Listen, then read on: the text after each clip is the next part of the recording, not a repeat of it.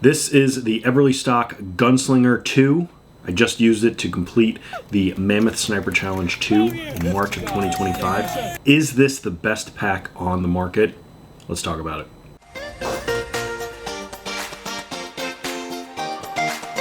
Oh, that's amazing. Look at that fish.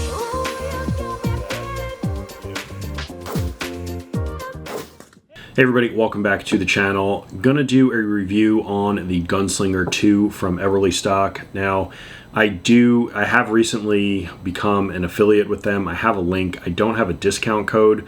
I do earn a commission from my link, but I did pay for this pack with my own money prior to signing up with the affiliate program. I purchased a Recon on my own, the Recon Bino Harness and Accessories, 2 Bando bags, and the Gunslinger 2 with my own money. I like their products. I had to send the Recon back for warranty. That's still in the process, but I sent them pictures and they said they were going to warranty it. So, like the company, like the products. So I just wanted to get that out of the way that I purchased this with my own money.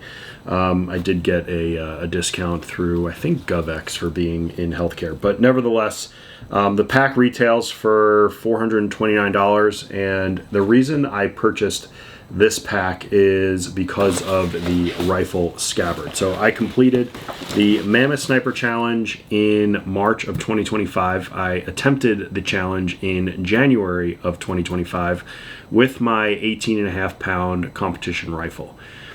I used an Osprey bag previously, backpacking bag. It did not hold all the weight well at all, and that's why I went with this. There are a couple different options on the market for a weapons carry backpack, and I went with this one because it had all the features that I was looking for.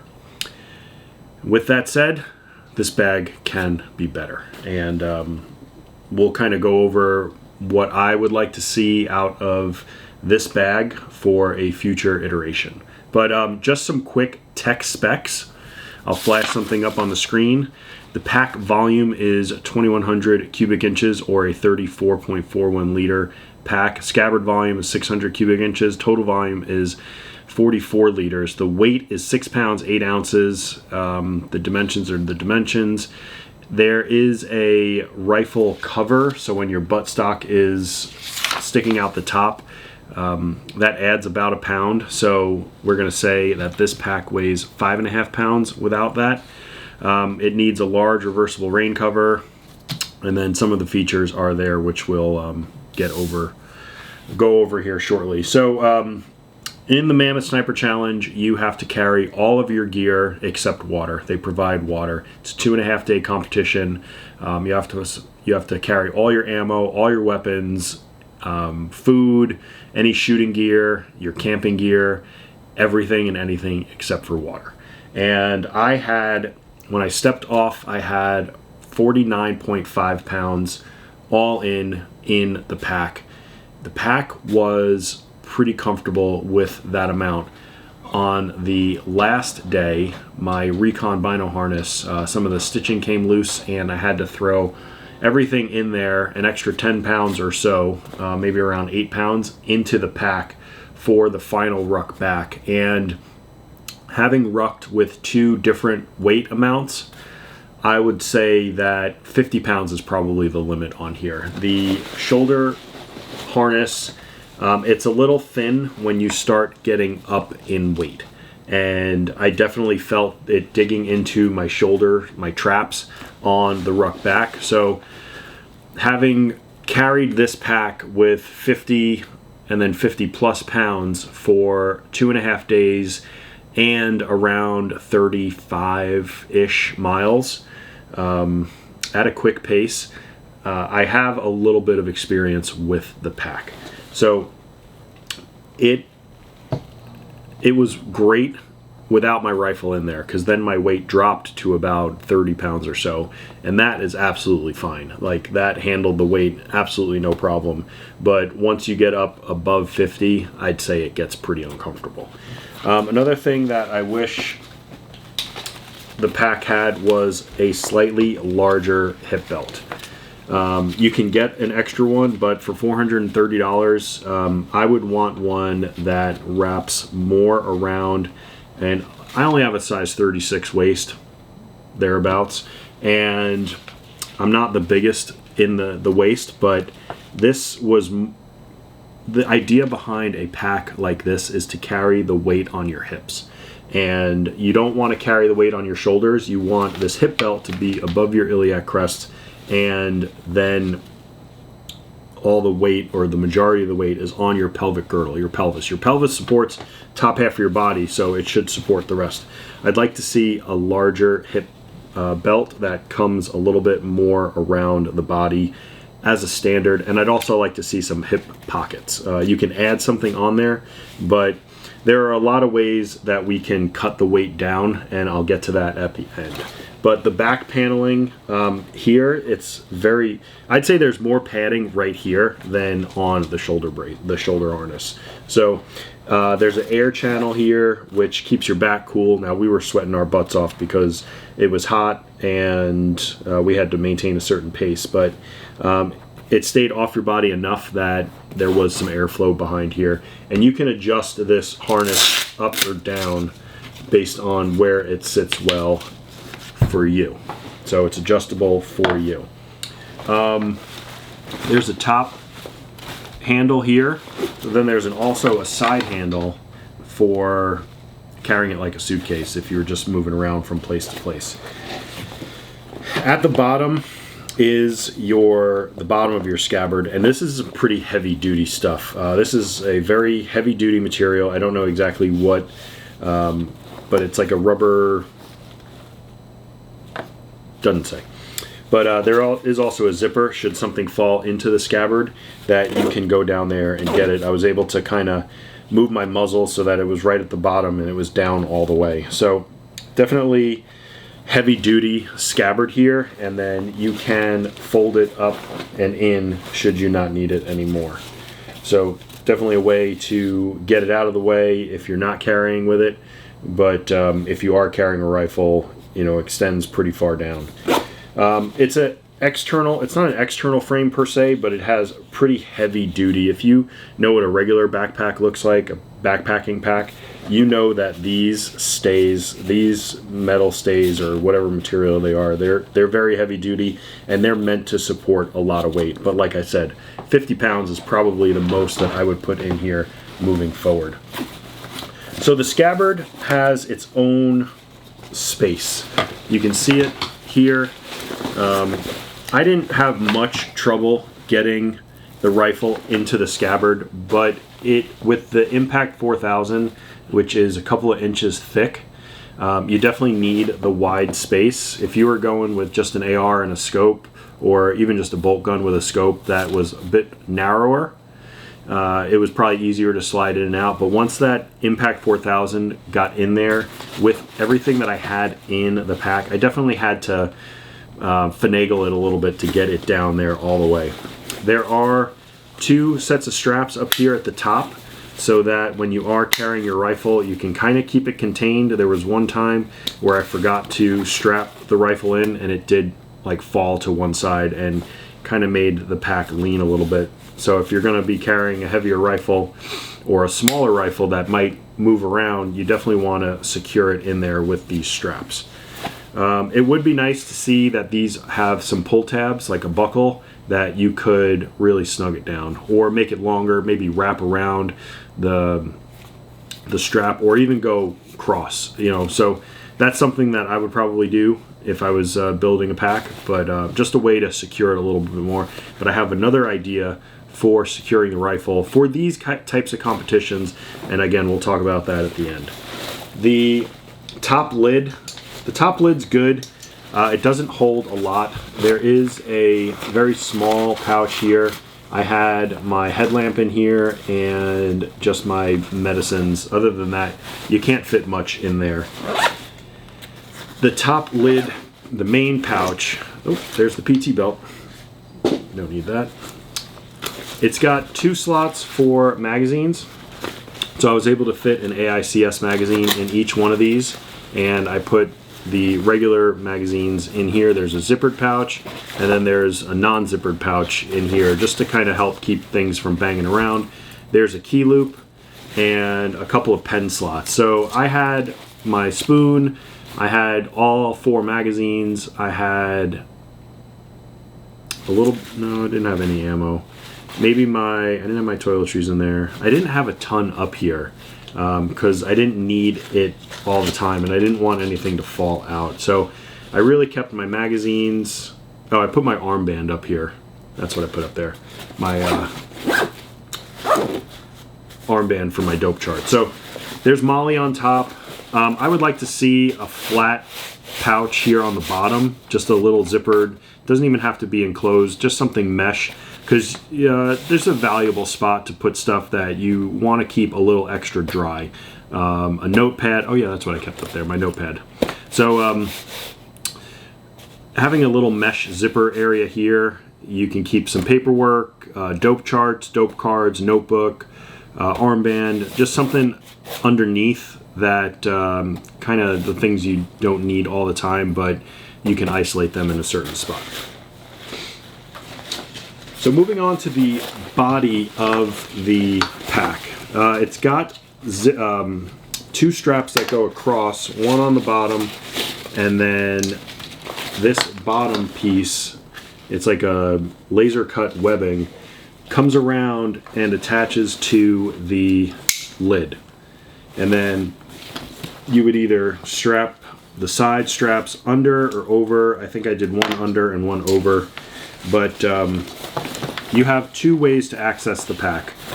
Through the top, if you have a traditional backpack, you load it from the top and you go down and you get stuff out. But I chose to use the suitcase version or zipper. There's one zipper that comes up the side. There's another zipper that comes up the other side. They stop in the middle so that both of your zippers are never on one side or the other. They're always at the top, and you really can. We don't need rapid access to our pack, but this is, geared towards the military and stuff like that. So you can put one finger in and just open it up and have full access to everything in your pack. So in the pack itself, there's Molly on the flap, I guess you can call it, and there is a slot here.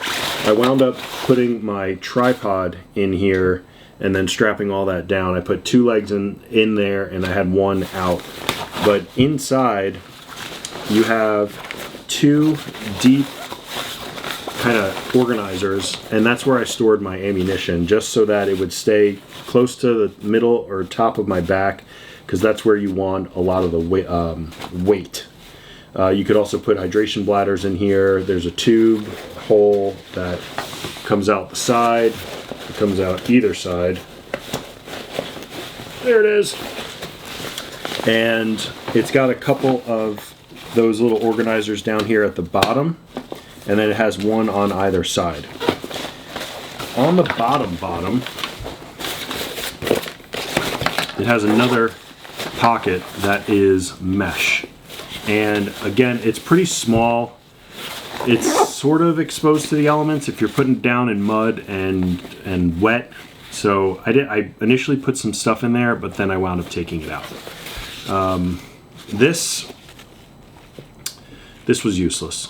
I tried to put stuff in it and strap it to the top, but it wound up being so far down that it was just useless.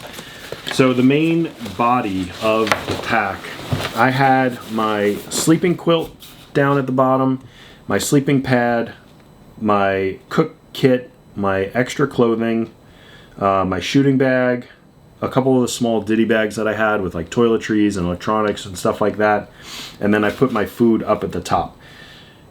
Having this suitcase organizer, this opening right here, was absolutely fantastic. I didn't have to dig through the bag to find everything.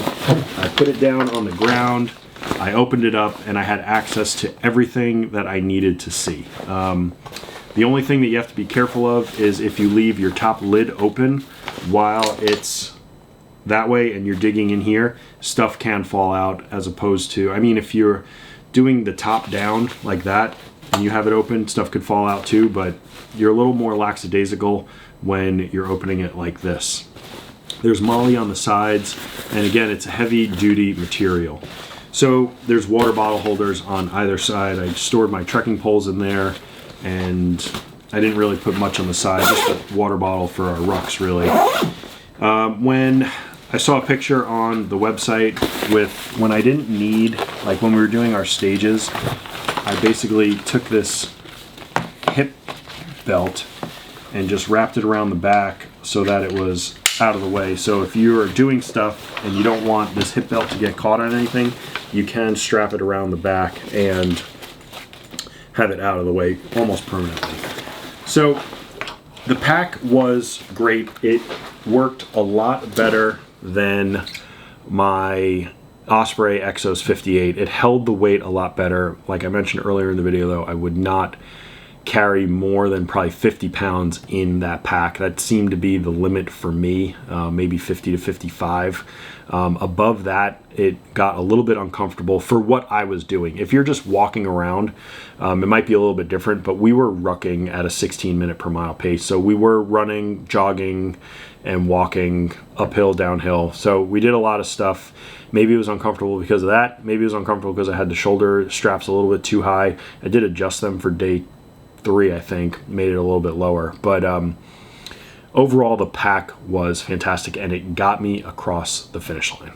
How do you take a good pack and make it better? So this has the potential to be the most common pack, the most popular pack at Mammoth. It just needs a couple of tweaks. The one thing that I do want to see, my suggestions here are based on experience. 35 miles with 50, 60 pounds. Got some real world experience. What we do in the Mammoth Sniper Challenge, and then some of them are a little nitpicky. But I want to see a more robust, larger hip belt with a built-in pocket, just to store snacks while you're on the move, because you're not taking your pack off during your rucks. I want to see these shoulder pads a little bit more padded. They are pretty thin for carrying a lot of weight. One of the biggest modifications can be made with the scabbard. So I understand that this is a military mission geared pack, but in the Mammoth Sniper Challenge, when we put our rifles in to ruck, they don't come out until we're done. So put it in and keep it in. And I think that if you can add a zipper, a heavy duty zipper similar to this one here, and have this pack open as a clamshell, much like I think something in the Fade series where it opens clamshell style, you can have a nylon webbing strap at the bottom where you can put your handguard or your forend, your barrel in there, and to keep it nice and secure from moving left and right. And then you can have more of a universal one in case you have guys running ARs or lighter bolt actions or larger bolt actions up top, so that that could be more adjustable. But because we put the rifles in and we don't take them out, having them secure while we're rucking would be paramount, because we don't need them until we're done rucking. So having something that's being able to pull out the top, it doesn't really make sense for that competition. You can lighten this up a little bit, sort of like you can have this same design but have essentially like a cup for the muzzle, something that covers the muzzle that will protect it. But you know, this material here, this weighs a lot. I'd say it weighs in between a half upwards of 100 pounds. Oh my god, 1 pound, because it's so heavy duty. Now you need the heavy duty stuff, but if you take just this material but make it so much smaller, that will save weight and make it a lot better. You really can't change the frame. The frame's the frame, but if you can change the scabbard and lighten this up a little bit here, the rifle will be much more secure and you'll be able to save a lot of weight. This needs to go. This served me no purpose. You can put some straps with some buckles to attach the top lid to that.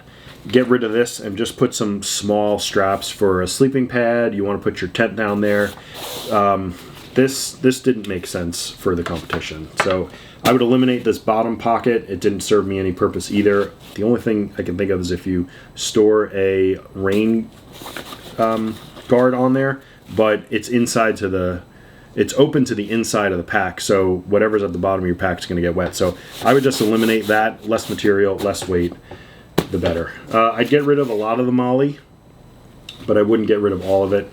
If somebody wanted to put a tripod on the side, you know, you can have just a strap on the side like a lot of popular backpacks do. And then this whole backside. So like I said earlier, my gear weighed 50 pounds. 18.5 pounds of that was in that rifle towards the scabbard. This material can be a little less heavy duty and lighten it up a little bit. You don't need all this MOLLE on the sides, and like having this pocket's great, but it can be less heavy duty while still being robust enough to withstand some of the abuse that we put it through. 30 pounds or so was in here for me. Other people were heavier, other people were lighter, but making the pack volume just a little bit bigger while cutting down on the weight of the material would probably make this the best pack at Mammoth. So those are my changes, what I would do. Some of them are a little nitpicky, but they're all geared at decreasing weight. So this pack comes in at 6.5 pounds, 5.5 pounds without the cover up here. But if you can get it down to 3.5 or 4 pounds, it'd be the most popular pack at Mammoth. So that's it for my comprehensive review of the Gunslinger 2. That's going to do it for this one. Like and subscribe. Leave a comment in the comment section below. We'll see you in the next video.